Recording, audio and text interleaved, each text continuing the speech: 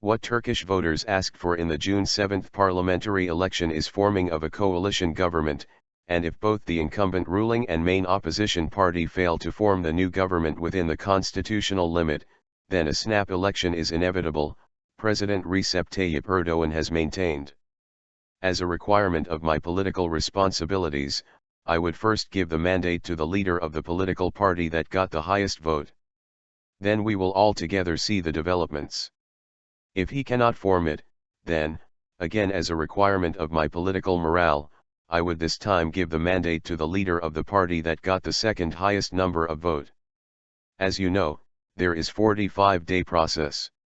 God willing, it won't extend beyond this, Erdoğan told a group of journalists, including Hürriyet daily columnist Vahap Munyar, en route from Baku to Istanbul on June 13, after attending the opening ceremony of the first European Games in the Azerbaijani capital.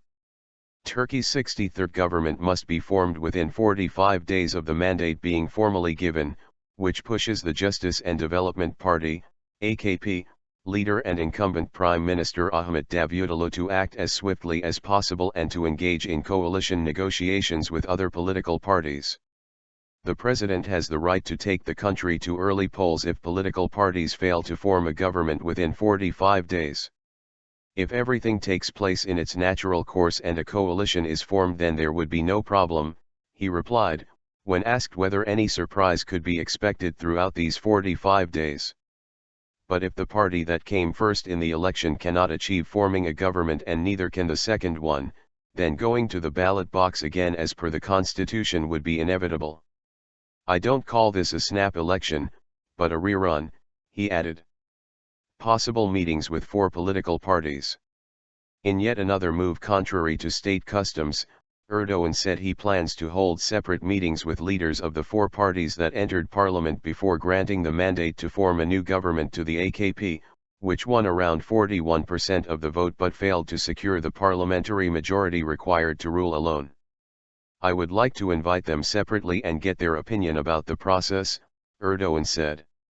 I may begin these meetings before the deputies are sworn in at parliament, so I could invite them in the coming week, he added. The newly elected members of the 25th term of Parliament of the Republic of Turkey will gather on the 5th day after the announcement of the final election results by the Supreme Election Board, YSK, and the oath-taking ceremony will take place at first sitting, which is expected to convene on June 23 or 24. Erdoğan's intention to meet the 4 leaders before giving a mandate to one of them is not a traditional practice. Likewise, his initiative to hold a meeting with the former leader of the main opposition Republican People's Party, CHP, Deniz Baykal, was also a surprise to many as it was not a usual practice. The meeting led to speculation that the president was involved in plans to help form a coalition between the AKP and the CHP, the top 2 parties in the election, after the former lost its parliamentary majority.